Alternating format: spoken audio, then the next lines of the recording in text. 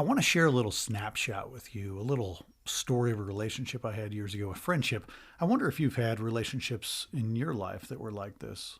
But first, I want to say something. I want to say uh, to be human is to feel it all.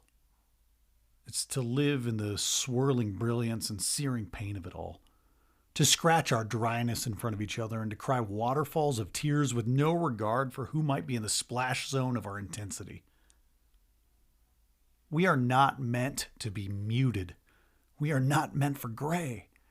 We we humans require the full release of the levee. Okay, so I had a very important friend for a little more than a decade in my life. Our relationship has evolved and changed since then, as relationships do, which, by the way, is something I've only really learned through the pain of living it.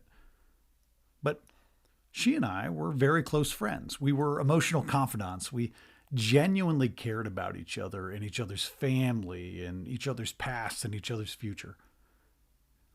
She was one of the most potent teachers in my life about the full palette of human emotion. Our conversations were sacred to me for many reasons, but the most transformational reason is that she was a colorful explosion of humanness. And her colorfulness, her willingness to be fully emotional and brilliantly real, and her ability to bring that out in me, sometimes that taught me about the grayness infecting so many people out there on the periphery. We are not meant for gray. We are bursting with technicolor potential. Thinking back on that friendship makes me think about what Paul wrote in Philippians. He talked about how important it is for us to be deep-spirited friends. May we at least be deeper spirited than most people are in their ordinary lives and in their ordinary interactions. May we at least add a little bit of splash of color here and there in our days. Part of the reason I love doing this podcast and helping people experience everything that we have at between is the fascinating conversations that it has opened up for me. See, when people ask me what I do now, I love to answer with something like, I spark sacred conversations about the intersection of faith and human connection with people all over the globe. You can imagine the types of conversations that opens up for me. See, I immediately get to dive into the deep zone with folks. I immediately get to ask, hey, so do you mind sharing with me a little bit about your spiritual life? And just like that, bam, just like that, I'm digging deeper with them than 95% of the people they spend most of their life with. We get deep spirited really quickly. Man, people want to get deep spirited. People are longing for it. I'm telling you, almost everybody is. They're afraid of it.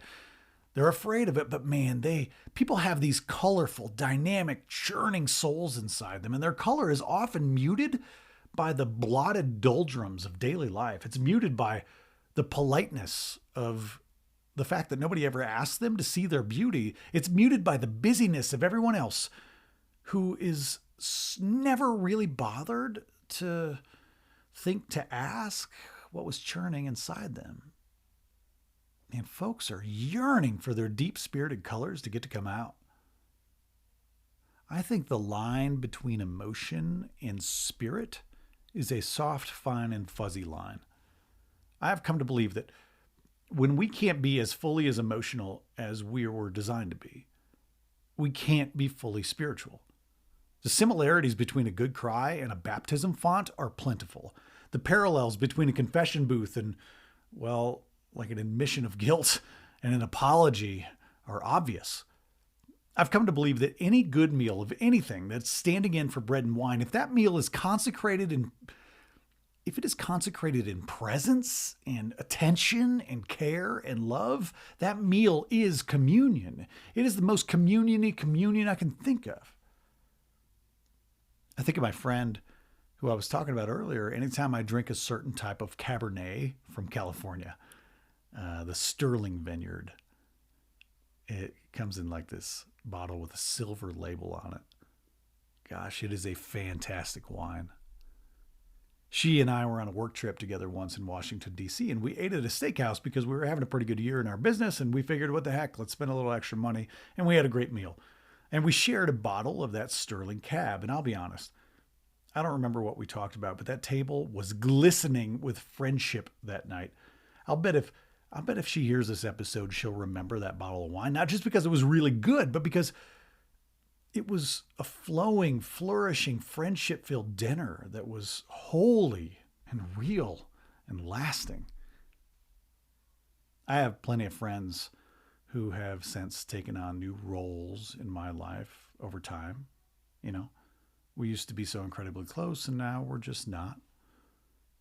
I suppose I could linger in a pool of shame and guilt about those relationships, but I really just don't choose to do that at all. I prefer to take the lessons that they taught me about being human, the insights they gave to me about what really matters in this life, and to honor those divine gifts that they shared when they shared their humanity with me. To be human is to feel it all, to live in the swirling brilliance and the searing pain of it all. We are technicolor beings with shining brights, and if we're honest, we have desperately dark hues that need to come out every once in a while too. To be human is to feel it all, and it is a sacred act to feel it all alongside someone else, even if only for a while. Hey, this is just a little bonus episode of the Between podcast. I know you tune in for all the great sacred conversations that we have with our guests. And I don't know, maybe you like these little short episodes that come out every once in a while that are just me talking at you. Or maybe you're like me and you're really just waiting for the next cool conversation to learn about the next guest and their brilliance. But I don't know. Sometimes I think it's okay for us to just take a moment and reflect on the people that we've met, on the conversations that we've had that have changed us, the conversations that seem to have transcended our ordinary daily lives. Man, the conversations that we're having on this podcast and the people that we're meeting are blowing me away. And I'm sometimes a little sad that it's just, in a 1 hour recording session that I'm normally doing over Zoom with folks. Man, I wish, in fact, I hope I can turn a lot of these conversations with these brilliant people into just long-term meaningful friendships and relationships. And I think we have a choice. We all have a choice to think back on those conversations that have transcended, those conversations that have been fueled with, I'm saying fueled, but I'm trying to say filled, that have been filled with and fueled by curiosity and authenticity and a sense of the holiness that the conversation is, a sense that the conversation might, in fact, transcend this earthly experience and invite us into something bigger, something wider, something more expansive than the normal world we usually exist in.